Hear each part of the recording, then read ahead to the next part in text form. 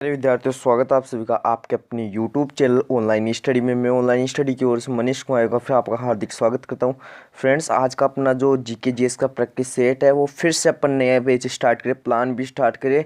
इस प्लान भी में मेरा देखो टास्क क्या है, मतलब जितने भी प्रीवियस ईयर में क्वेश्चन आए हुए हैं उनको पहले कंप्लीट कराएंगे और फिर बाद में है ना उनका मतलब रिवाइज करेंगे, क्योंकि पिछले साल से रिलेटेड जो ऑप्शंस होते हैं उनमें से ऑप्शंस में से कई क्वेश्चन आ जाते हैं, इसलिए इस बार जो ऑप्शंस है उनको कंप्लीट करेंगे। ठीक है, तो आज की जो क्वेश्चन का टास्क है 30 क्वेश्चन कंप्लीट करेंगे फटाफट। पहला क्वेश्चन देखिए, क्रिकेट में दोहरा शतक लगाने वाली भारत की प्रथम महिला का नाम बताइए। देखो, आपको क्वेश्चन का पता होना चाहिए, कल ही मैंने ये क्वेश्चन करवाया था। ठीक है, तो मिताली राज है इसका करेक्ट आंसर हो जाएगा। चलो अब मुझे बताओ, मिताली राज तो मैंने इसका करेक्ट आंसर बता दिया, बट आपको ये पूछ ले कोई कि मतलब ये तो महिला महिला की बात हो गई, यदि आपको पुरुष की पूछ ले तो सुनील छेत्री जी हो जाएगा। कौन हो जाएगा? सुनील छेत्री इसका करेक्ट आंसर हो जाएगा। ठीक है, ये फुटबॉलर है, एकमात्र फुटबॉलर है। कौन है? एकमात्र फुटबॉलर है। ठीक है, तो ये भी याद रखना, एकमात्र फुटबॉलर कौन हो जाएंगे? सुनील छेत्री हो जाएंगे।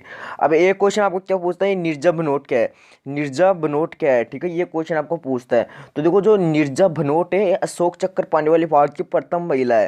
देखो यहाँ पे लिखो, अशोक चक्कर पाने वाली कौन है? भारत की प्रथम महिला है, अशोक चक्कर पाने वाली भारतीय प्रथम महिला है। ठीक है, अरुंधति रॉय की बात करें तो बुकर प्राइजेज इसको पहले मिला था, भारतीय प्रथम महिला है जिसने बुकर प्राइजेज ग्रहण किया था, बुकर पुरस्कार। ठीक है, बुकर पुरस्कार ग्रहण किया था। बात करें संतोष यादव जी की, तो ये 2 बार माउंट एवरेस्ट पर चढ़ने वाली भारत की प्रथम महिला है। ठीक है, ठीक है, समझ में आ रहा है? कुछ समझ में आ रहा है तो एक बार कमेंट बॉक्स में जरूर बता देना कि सर समझ में आ रहा है। अगला प्रश्न देखिए, आर्किटेक्चर की जड़ने की तकनीकी पित्रा ड्यूरा यहाँ पे ड्यूरा इस प्रकार लिख लो। ठीक है, ड्यूरा इस प्रकार लिख लो। ठीक है, अब ये ड्यूरा पित्रा ड्यूरा है वो क्या है, तो आपको पता होना, पित्रा ड्यूरा को कहते हैं क्या? अर्ध कीमती पत्थर कहते हैं। क्या कहते हैं? अर्ध कीमती पत्थर कहते हैं। क्या कहते हैं? अर्ध कीमती पत्थर कहते हैं। ठीक है, याद रखना, ये जो पित्रा ड्यूरा है इसको क्या कहते हैं? अर्ध कीमती जो है पत्थर कहते हैं। ये किस जो है स्मारक में पाई जाती हैं, किस जो है मतलब किस जगह में, मतलब किस में बनाई गई है, किस में डाली गई है? India gate, Taj Mahal, gateway of India या फिर चार मीनार? इसका करेक्ट आंसर आपको पता होना चाहिए, ताजमहल में बनाई गई है। ठीक है, अब ताजमहल की भैया बात आती है तो ताजमहल से काफ़ी अच्छे अच्छे क्वेश्चन बनते हैं। अब ताजमहल के अच्छे अच्छे क्वेश्चन बनते हो तो उनको भी फटाफट कंप्लीट करके पहले ताजमहल में आए। ठीक है, देखो ये ताजमहल है ना, इसको इसको जो यूनेस्को है, ठीक है, यूनेस्को का मुख्यालय कहाँ है? कमेंट बॉक्स में छाप दीजिए फटाफट। यूनेस्को द्वारा वर्ल्ड हेरिटेज, वर्ल्ड यहाँ पे लिखना है वर्ल्ड, और हेरिटेज कब घोषित किया था? तो याद रखना, यहाँ वर्ल्ड हेरिटेज में शामिल है वो 1983 में किया था। कब किया था? 1983 में इसको शामिल किया गया था। कब किया था? 1983 में। ठीक है, तो आपको पूछ ले, यूनेस्को द्वारा वर्ल्ड हेरिटेज में कब शामिल किया गया ताजमहल को? 1983 में। ठीक है, इतना याद रखना क्योंकि काफ़ी मोस्ट इंपॉर्टेंट क्वेश्चन है। फिर आपका आता है एक क्वेश्चन, आपका क्या आता है? देखो मैं बता रहा हूँ, हुमायूं का मकबरा, हुमायूं का मकबरा है वो कहाँ है? हुमायूं का मकबरा कहाँ हो जाएगा अपना? फटाफट कमेंट बॉक्स में राइट आंसर दीजिए, हुमायूं का मकबरा। तो चार बाग का नाम आपने सुना है? चार बाग। ठीक है, चार बाग, तो ये चार बाग जो शैली है, चार बाग शैली, ये कहाँ हो जाएगी? अपनी दिल्ली में हो जाएगी, और दिल्ली में इसका क्या हो जाएगा? हुमायूं का मकबरा हो जाएगा, याद रखना। और दिल्ली में क्या हो जाएगा? इसका मकबरा हो जाएगा। और इस चार बाग शैली है, तो ये मतलब जो हुमायूं का मकबरा है इसको मतलब जो ये पूरा इसका वर्णन है। देखो वैसे बात करूँ इसकी तो इसको वर्ल्ड हेरिटेज में शामिल कब किया गया? यूनेस्को द्वारा 1993 में, 1993 में इसको यूनेस्को द्वारा वर्ल्ड हेरिटेज में शामिल किया गया है। ठीक है, इतना याद रखना, इतना आपको क्वेश्चन में पूछ सकता है। अगला प्रश्न देखिए, अगला प्रश्न क्या दे रखा है, जट जटनी कहाँ का लोकप्रिय नृत्य है? जट जटनी कहाँ का लोकप्रिय नृत्य? ये टॉप लेवल का क्वेश्चन है, काफी बार एग्जाम में पूछा जाता है, जट जटनी कहाँ का लोकप्रिय नृत्य है। ठीक है, गुजरात की बात आती है तो गुजरात में कौन सा हो जाएगा? गरबा हो जाएगा। गरबा एक ही पूछा जाता है इसमें बार बार में, गरबा, तो गरबा सभी कर लोगे। बिहार की बात आती है तो बिहार में कौन सा हो जाएगा? तो हो जाएगा विदेशिया, एक तो क्या हो जाएगा? बिहार का विदेशिया हो जाएगा। दूसरा कौन सा हो जाएगा अपना? दूसरा हो जाएगा जट जटनी, कौन हो जाएगा? जट जटनी हो जाएगा। ठीक है, और तीसरा कौन सा हो जाएगा? झूमरी हो जाएगा। कौन सा हो जाएगा? झूमरी हो जाएगा। ठीक है, तो तीनों याद रखेंगे, तो झूमर होता है, झूमरी, झूमर जो है सॉरी घूमर होता है। ठीक है, राजस्थान की बात करते हैं तो राजस्थान का पहला कौन सा हो जाएगा? घूमर हो जाएगा। एंड और कौन सा हो जाएगा? एक हो जाएगा अपना कालबेलिया। कौन सा हो जाएगा? एक अपना कालबेलिया हो जाएगा। ठीक है, एक कालबेलिया हो जाएगा। और लास्ट जो है गिंदड़, ये जो है नृत्य, इसको याद कर लेना। और महाराष्ट्र की बात करें तो महाराष्ट्र का एक तो लावणी हो जाएगा, लावणी नृत्य जो पिछले एग्जाम में आया हुआ है। एंड एक कौन सा हो जाएगा, तमाशा हो जाएगा, तमाशा लोक नृत्य। तो ये जो मैंने अभी क्वेश्चन बताए हैं इनको नोट कर लेना, क्योंकि ये जो है एग्जाम में ज़्यादा से ज़्यादा पूछे जाते हैं, इसलिए आपको इनको नोट कर लेना। प्रश्न संख्या 3 थी, बट इसमें क्वेश्चन कितने के लिए 5 से 6 क्वेश्चन एक ही बार में कंप्लीट हो गए अपने। अगला प्रश्न देखिए, अगला प्रश्न देखना क्या बोल रहा है। पंडित शिव कुमार शर्मा, नाम सुना है पंडित शिव कुमार शर्मा। अब आपको बोल दे कि देखो इस बार मतलब अब थोड़े दिन में क्या हो गया कि जो एसएससी की जो जितने भी एग्जाम उनमें जो रिवाइज क्वेश्चन क्या हो रहे हैं, देखो अभी बता देता हूँ। उनमें रिवाइज होते हैं या तो लोक नृत्य, या तो लोक नृत्य, या फिर शास्त्रीय नृत्य, या फिर शास्त्रीय भाषा, या फिर वाद्य यंत्र से रिलेटेड क्वेश्चन जो है इसमें बार बार जो है मतलब पूछे जाते हैं। ठीक है, अब आपको बोला पंडित शिव कुमार जो शर्मा है इनका संबंध हो किस वाद्य यंत्र से, वीणा, बांसुरी, तबला या फिर संतूर। देखो इसका करेक्ट आंसर क्या हो जाएगा। बात करिए पर संतूर की, तो संतूर का संबंध किससे हो जाएगा, पंडित शिव कुमार शर्मा से हो जाएगा। ये क्वेश्चन याद रखना।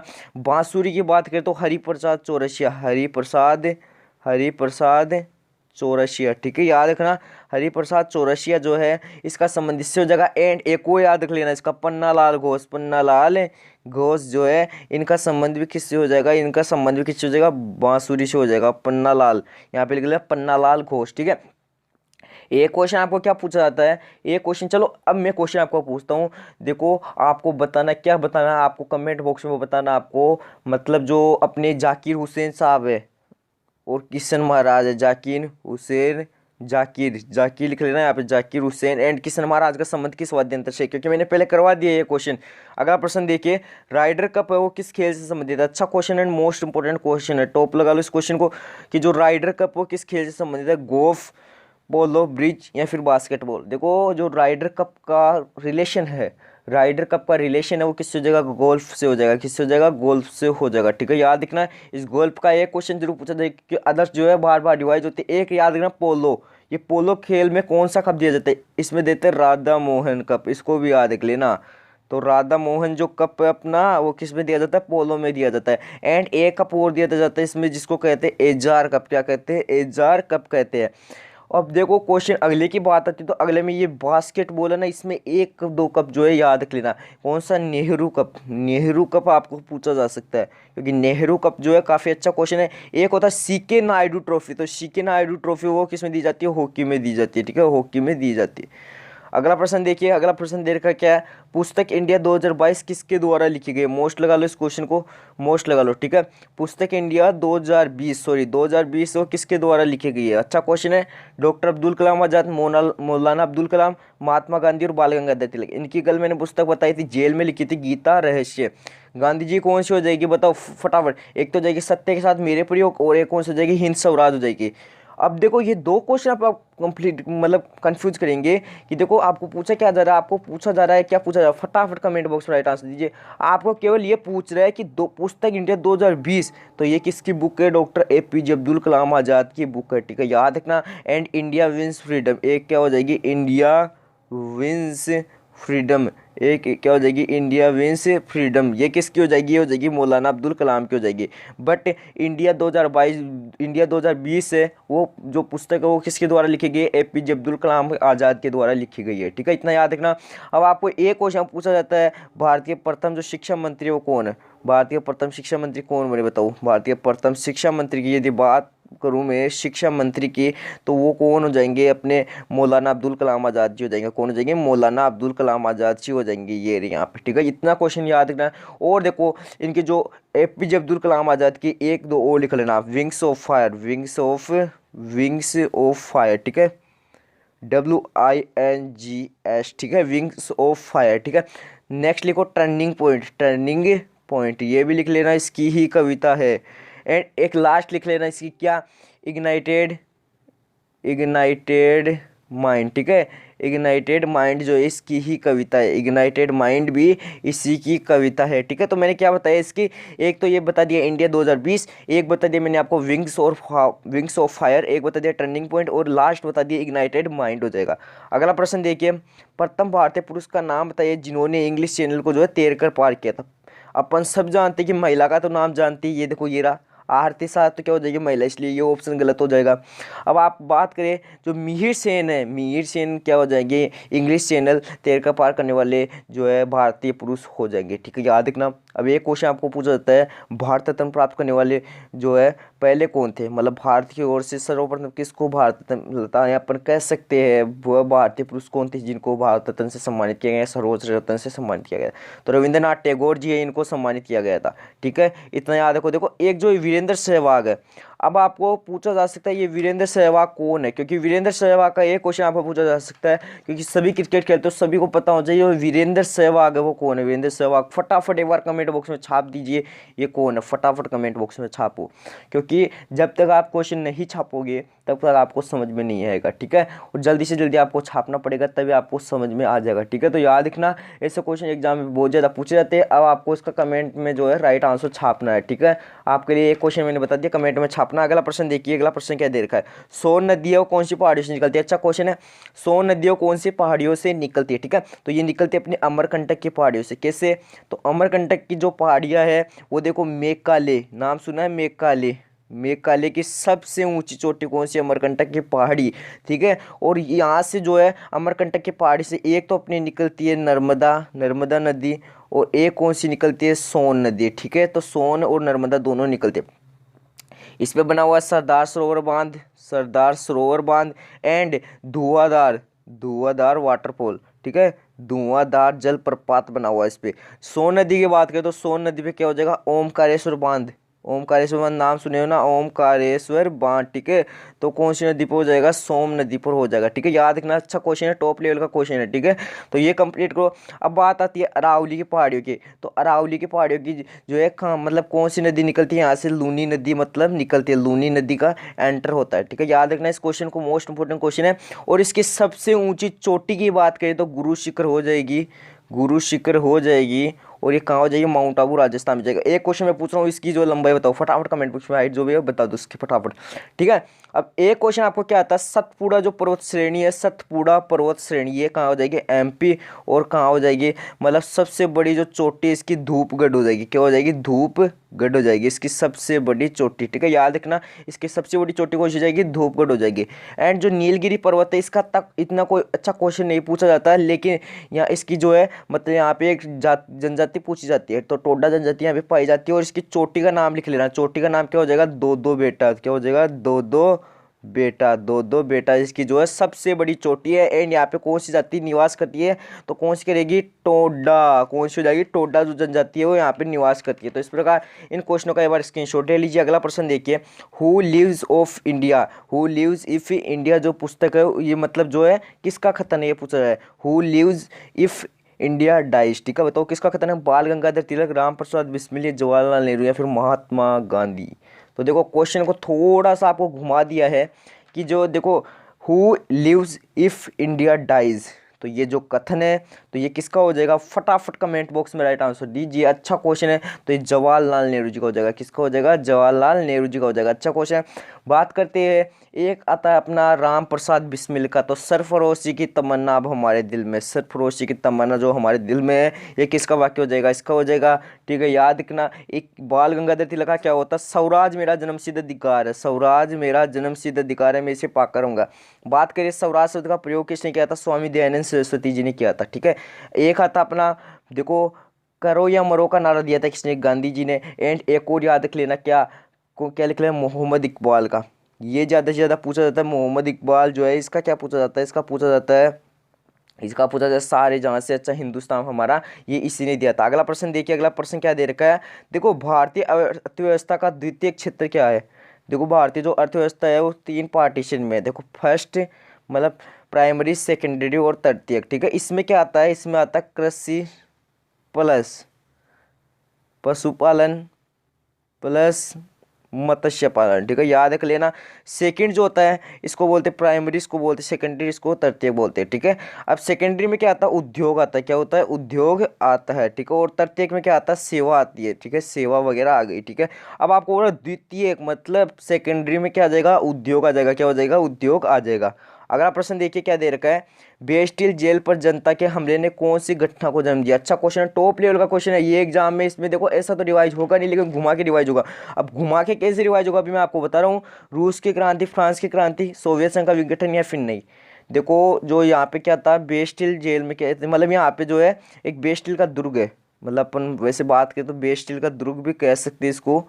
बेस्टिल का जो दुर्ग है इसको कब ढाया गया, इसको ढाया गया था, मतलब इसको गिराया गया था, वो किस क्रांति के दौरान गिराया गया था। तो याद रखना ये जो मतलब वेस्टिल की जो दुर्ग है, वेस्टिल का दुर्ग है, इसको फ्रांस की क्रांति के दौरान, फ्रांस की क्रांति के दौरान इसको ढाया गया था, फ्रांस की क्रांति के दौरान इसको तोड़ा गया था, ठीक है।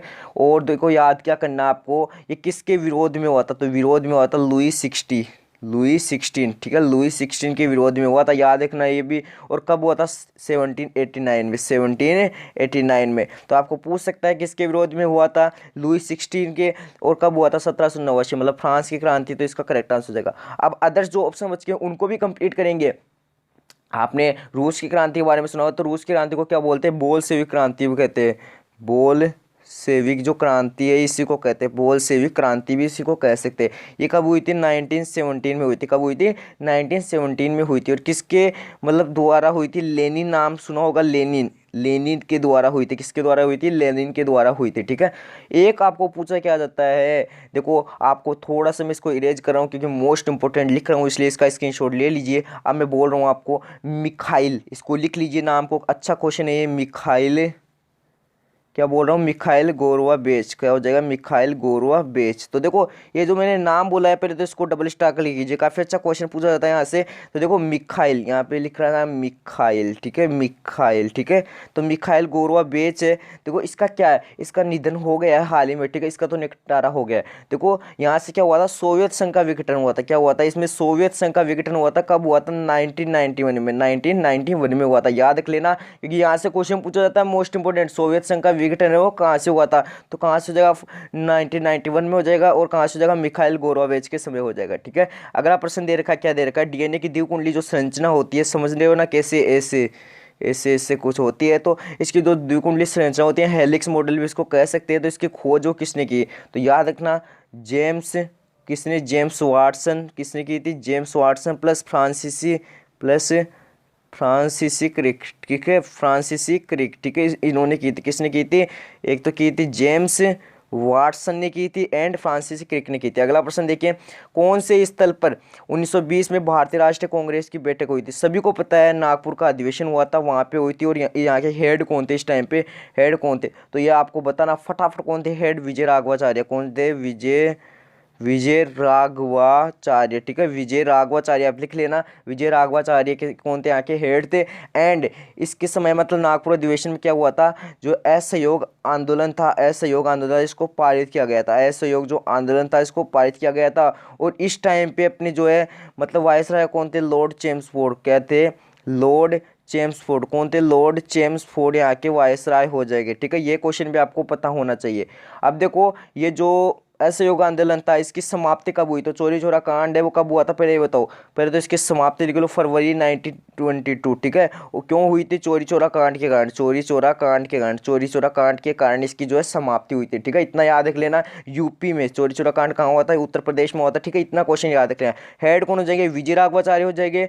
और मतलब इसके दौरान क्या हुआ था, नागपुर अधिवेशन में असहयोग आंदोलन को पारित किया गया था। और उस टाइम पे कौन हो जाएंगे, अपने वायसराय लॉर्ड चेम्सफोर्ड हो जाएंगे। अगला प्रश्न देखिए, लाइट ऑफ एशिया। देखो लाइट ऑफ एशिया एक तो पुस्तक जान जाती है, एक जान जाते किससे जान जाते, लाइट ऑफ एशिया के नाम से बोल दे तो लॉर्ड बुद्धा हो जाएंगे। बट लाइट ऑफ जो एशिया पुस्तक है उसके रचयिता कौन हो जाएंगे, जयराम रमेश हो जाएंगे, जयराम रमेश हो जाएंगे, ठीक है। एक क्वेश्चन आपको पूछा जाता है, E.M. फोस्टर किसकी बुक है, a passage to India, a passage to India, a passage to जो इंडिया है बुक है, ये किसकी हो जाएगी, ये हो जाएगी A.M. फोस्टर। मौलाना अब्दुल कलाम आज़ाद की अभी मैंने जस्ट बताया था, इंडिया विंस फ्रीडम, ठीक है, इसकी हो जाएगी।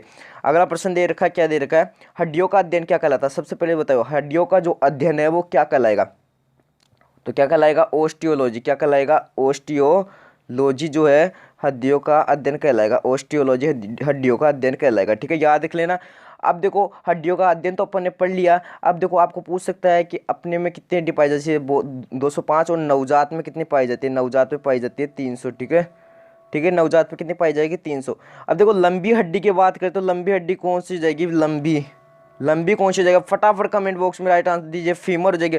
एंड छोटी की बात करें तो छोटी कौन हो जाएगी, स्टेपीज हो जाएगी। कौन हो जाएगी, छोटी स्टेपीज हो जाएगी। कौन हो जाएगी, छोटी स्टेपीज हो जाएगी। ठीक है, ये भी याद रखना। और एक क्वेश्चन आप, ये जो कान की पाई जाती है, और जब ये कहाँ की पाई जाती है, जांघ की सबसे बड़ी जो है हड्डी है, एंड जो इस पे सॉरी स्टेपीज है वो कहाँ की हो जाएगी, कान की हो जाएगी। एक क्वेश्चन हो जाए जबड़े की हड्डी, एक जबड़े की भी लिख लो, क्योंकि जबड़े के आपको नाम देकर पूछ सकता है कहाँ की हड्डी है। ठीक है, तो मेंडिबल है वो कहाँ की हो जाएगी, मेंडिबल हो जाएगी अपने जबड़े की, मेंडिबल। ठीक है, मेंडिबल है अपनी, वो कहाँ की हो जाएगी, जबड़े की हो जाएगी। अगला प्रश्न देखिए, श्रीलंका में गृह युद्ध की जो समाप्ति हुई थी कब हुई थी। अच्छा क्वेश्चन बताओ, श्रीलंका में जो गृह युद्ध चला था पहले, वो तो कब से कब चला था, 1989 से 2009, 1989 से 2009, मतलब 1989 से 2009 तक समाप्त हुआ था। मतलब 2009 की में इसकी समाप्ति हुई थी। उस टाइम में आपके पीएम कौन थे, तो पीएम याद रख लेना दिनेश, मतलब सॉरी यहाँ के पीएम की बात करें तो पीएम कौन हो जाएंगे, दिनेश गुणवर्धने। कौन हो जाएंगे, दिनेश गुणवर्धने हो जाएंगे।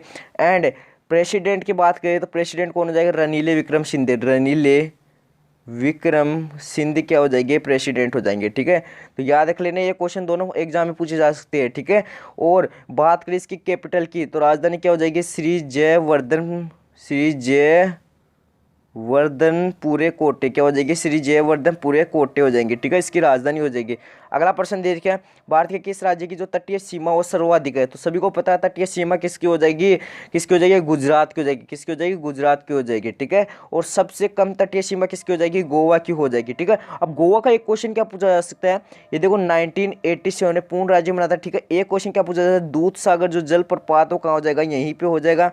एंड एक क्वेश्चन आपको क्या पूछा जा सकता है, एक क्वेश्चन पूछा जा सकता है भारत का जो पहला हर घर जल प्रमाणित राज्य बोल सकता है वो कौन सा जगह है, ये भी गोवा ही है। एक क्वेश्चन आपको पूछ सकता है रेबीज मुक्त जो राज्य है वो कौन सा जगह, रेबीज मुक्त राज्य, तो रेबीज मुक्त राज्य कौन सा जगह, ये भी गोवा हो जाएगा। एक गोवा का क्वेश्चन क्या पूछा जा सकता है, सिग्मो जो त्यौहार है, सिग्मो त्यौहार का आयोजन कहाँ होता है, सिग्मो त्यौहार। ठीक है, सिग्मो त्योहार का जो आयोजन होता है वो भी यहीं पे होता है। ठीक है, अब एक क्वेश्चन आपको क्या पूछा जाता है, पॉपुलरिटी के यदि आपको हिसाब से पूछे कि सबसे जो बड़ा राज्य वो कौन सा जगह, यूपी हो जाएगा। एंड सबसे छोटा कौन सा जगह, सिक्किम हो जाएगा। ठीक है, पॉपुलरिटी के हिसाब से और एरिया के हिसाब से जानते हो, पहला राजस्थान और छोटा सबसे गोवा। अगला प्रश्न देखिए, भारतीय संविधान का निर्माण जो है किसके तहत हुआ था या किसने करवाया था। तो ये कमेंट बॉक्स में आपको छापना है। HW काफी इजी क्वेश्चन दिया था, इसलिए आज का आपका HW। अगला प्रश्न देखिए,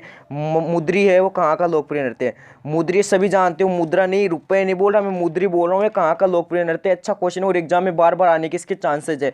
तो जो अपना मुद्री है वो कहाँ का लोकप्रिय नृत्य हो जाएगा, फटाफट कमेंट बॉक्स में राइट आंसर दीजिए, ओडिशा का हो जाएगा, ओडिशा का हो जाएगा। ओडिशा का एक जो और आता है सवारी नृत्य भी यहाँ का क्या कहाँ का हो जाएगा, ओडिशा का हो जाएगा। ठीक है, मुद्री और जो सवारी कहाँ का हो जाएगा, यहाँ का हो जाएगा। एक क्वेश्चन याद रख लेना, आंध्र प्रदेश का छड़ी नृत्य, आंध्र प्रदेश का छड़ी नृत्य याद रख लेना। ठीक है, और एक क्वेश्चन आपको क्या रख लेना, यूपी का क्या होना जो है क्या हो जाएगा, रासलीला और नौटंकी, रासलीला और नौटंकी हो जाएगा, रासलीला और नौटंकी। ठीक है, तो ये दोनों याद रख लेना आप। अगला प्रश्न दे रखा है, क्या दे रखा है, रीता देवी का संबंध वो किस शास्त्रीय नृत्य शैली से। शास्त्रीय नृत्य शैली कितनी होती है, 8 होती है। ठीक है, वो मैंने पहले वीडियो में करवा दिया।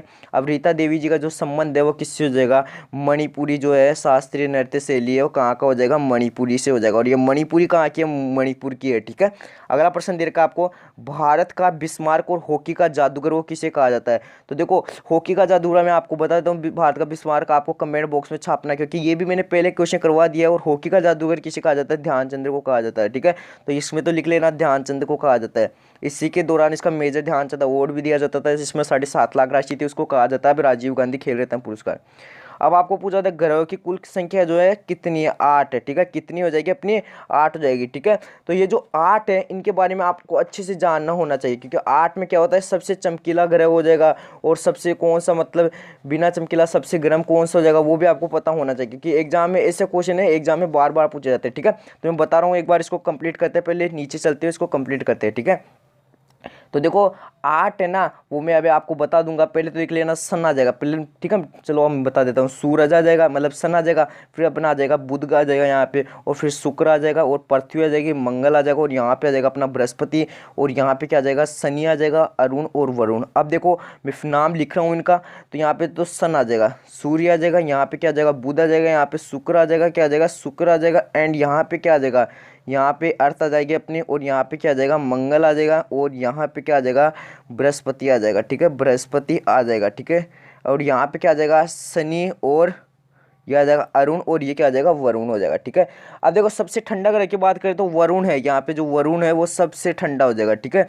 अब एक क्वेश्चन आपको क्या पूछा जा सकता है, एक क्वेश्चन आपको पूछा जा सकता है गर्म कौन सा पूछा जा सकता है, तो गर्म कौन सा हो जाएगा, शुक्र हो जाएगा, गर्म हो जाएगा शुक्र, ठीक है। ये आपको क्वेश्चन याद रखना है। एक क्वेश्चन आपको जो पूछा जा सकता है क्या होगा, शुद्र पट्टिका जो गुजरती है, शुद्र पट्टिका वो कहाँ से गुजरती है, तो बृहस्पति और मंगल, सॉरी बृहस्पति और मंगल, देखो कहाँ पे मिलेगा अपने को, बृहस्पति मंगल, देखो पृथ्वी के आगे मैंने अभी मंगल बताया था, यहाँ पे मंगल ग्रह भी है, ठीक है, मंगल ग्रह से गुजरती है, यहाँ पे कहाँ से गुजरेगी, मंगल ग्रह से गुजरेगी, ठीक है। तो देखो इतना टाइम नहीं है अभी, इसको छोड़ दो, मैं कल जो आपके कल की क्लास में इसको कंप्लीट करा दूंगा। अच्छा सा पहले क्वेश्चन यही लेंगे अपन, ठीक है। अगला प्रश्न देखा, भारतीय प्रथम महिला विदेश मंत्री कौन थी, ठीक है, बताओ विदेश मंत्री कौन हो जाएगी, सुषमा स्वराज, सुषमा स्वराज बनी, ठीक है, सुषमा स्वराज बनी थी। कब बनी थी ये भी आपको याद रख लेना, तो कब बनी थी फटाफट तो 26 मई 2014, 26 मई 2014 को बनी थी। इससे पहले कौन थी, इंदिरा गांधी, जो कि क्या करती थी, हालांकि पीएम थी, बट जो है विदेश मंत्रालय का काम अपने मतलब संभालती थी, ठीक है, आपको ये पता होना चाहिए। अगला प्रश्न दे रखा है, भारतीय राष्ट्रीय कांग्रेस के जो संस्थापक थे वो आपको बताना है। तो भारतीय राष्ट्रीय कांग्रेस की जो स्थापना 1885 में बॉम्बे में हुई थी, बॉम्बे में हुई थी, और इसका प्रथम अधिवेशन भी यही माना जाता है। और यहाँ के जो चेयरमैन थे वो कौन थे, WC बनर्जी थे। बट आपको पूछा क्या जा रहा है, आपको पूछा जा रहा है कि राष्ट्रीय कांग्रेस के संस्थापक कौन थे, एलन ऑक्टेवियन ह्यूम हो जाएंगे, एलन ऑक्टेवियन ह्यूम हो जाएंगे, ठीक है। अगला प्रश्न दे रखा है, GST का पूरा नाम बताइए, वो कब लागू हुई थी, ये बताओ। GST जानते हो ना, GST आपके तो वैसे कटती होगी GST, जिसको पता है वो समझ जाएगा GST क्या होती है, नहीं पता वो मत समझना, ठीक है। GST का पूरा नाम क्या होता है, GST का पूरा नाम होता है गुड्स एंड सर्विस टैक्स, ये याद रख लेना। ये जो लागू हुई थी 1 जुलाई 2017 को लागू हुई थी। और देखो ये GST है, ये एक अप्रत्यक्ष कर है, क्या है, अप्रत्यक्ष कर है। और एक क्वेश्चन क्या पूछा जा सकता है, एक प्रकार से समवर्ती सूची का कर भी है, समवर्ती सूची कर भी माना जाता है इसको, मतलब समवर्ती सूची कर हो जाएगी एक, ठीक है। तो ये किसके जो है, किसके आधार पर मतलब लगाई गई थी, तो विजय केलकर जो समिति है इसके आधार पर इसको लगाया गया था, ठीक है। अगला देखो, पत्तियों में मौजूद हरा वर्णक होता है वो किसके कारण होता है, अच्छा क्वेश्चन है, बताओ पत्तियों में मौजूद हरा वर्णक किसके कारण होता है, बताओ फटाफट। सभी को पता है क्लोरोफिल, क्या है, क्लोरोफिल हो जाएगा। इसको हिंदी में क्या कहते हैं, इसको हिंदी में कहते हैं पर्णहरित, क्या कहते हैं, पर्णहरित कहते हैं, ठीक है, हिंदी में क्या कहते हैं, पर्णहरित कहते हैं, ठीक है, याद रखो। और इस क्लोरोफिल के कारण क्या होता है, प्रकाश संश्लेषण होता है, प्रकाश संश्लेषण होता है। प्रकाश संश्लेषण की प्रक्रिया से क्या होता है, भोजन बनता है, और भोजन बनेगा तो CO2 ग्रहण करेंगे, बट O2 निष्कासित करेंगे। लेकिन श्वसन में क्या होता है, O2 लेते हैं, ठीक है। अगला प्रश्न दे रखा है, मोर का वैज्ञानिक नाम दीजिए, मोर का वैज्ञानिक नाम क्या हो जाएगा, फटाफट बताओ। तो मोर का वैज्ञानिक नाम क्या हो जाएगा, पाओ, लिखो क्या हो जाएगा, पाओ क्रिस्टोपोसिस, पाओ क्रिस्टोपेस, ठीक है, पाओ यहाँ पे लिखो क्रिस्टो, ठीक है, क्रिस्टो यहाँ पे क्या है, क्रिस्टोपेस है, यहाँ पे क्या है, पाओ क्रिस्टोपेस है, क्या है, देखो इसको मैं इरेज करके थोड़ा सा अच्छा लिख रहा हूँ, यहाँ पे लिख लो क्रिस्टोपेस है, ठीक है। याद रखना मोस्ट इंपॉर्टेंट क्वेश्चन है। और राष्ट्रीय जलीय जीव कौन सा हो जाएगा, डॉल्फिन हो जाएगा, डॉल्फिन, ठीक है। तो ये डॉल्फिन अपनी इसको जलीय जीव घोषित कब किया गया था, 5 अक्टूबर 2009 को, ठीक है, 5 अक्टूबर 2009 को। और याद रख लेना, और 5 अक्टूबर को 2022 में पहली बार डॉल्फिन डे मनाया गया है। और डॉल्फिन सेंटर कौन सा जगह, डॉल्फिन अपना जो सेंटर वो कहाँ हो जाएगा, कमेंट बॉक्स में ये भी छाप देना, ये कहाँ हो जाएगा, पटना में हो जाएगा, पटना बिहार में हो जाएगा डॉल्फिन सेंटर। अगला प्रश्न दे रखा है, चांद की सतह पर सुरक्षित रूप से उतरने वाला पहला मानव रहित विमान कौन सा है, तो कौन जाएगा, लूना 9। ये कब उतरा था, मतलब कब लैंडिंग हुआ था, 3 फरवरी 1966, कल करवाया था क्वेश्चन मैंने। अगला प्रश्न दे रखा क्या, जीरो फतेलमिया किस विटामिन की कमी से होता है, तो विटामिन ए का नाम सुना, जिसकी कमी से क्या होता है, रतौंधी रोग होता है। कल इससे रिलेटेड मैंने vitamin A B C D के आपको जो है केमिकल नेम, मतलब जो है सॉरी केमिकल नेम नहीं, साइंटिफिक नेम थे वो कंप्लीट करवा दिए, तो वो वीडियो जरूर देख लेना। तो आज के लिए इतना काफ़ी है, देखो कितना मिनट लग गया, अपने ज़्यादा क्वेश्चन लाइन थे इसलिए टाइम ज़्यादा लग गया। तो आज के लिए इतना काफ़ी है, एक बार फिर नए वीडियो के साथ मिलेंगे, तब तक के लिए बाय बाय, टाटा, जय हिंद, जय भारत।